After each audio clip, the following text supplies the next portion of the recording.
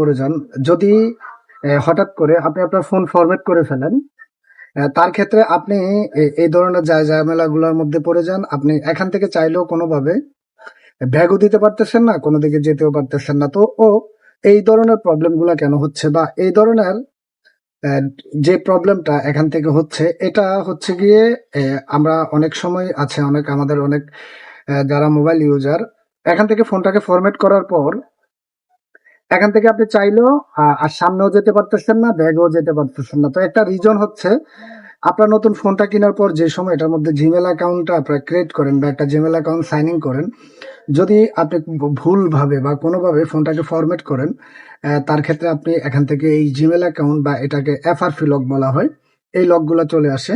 তো যারাই ওল্ড ফোনগুলা যারা ব্যবহার করেন, ওল্ড ফোনগুলোতে কোনো প্রকার প্রবলেম হচ্ছে না, ওর ওল্ড ফোনগুলো অটোমেটিকলি হয়ে যায়।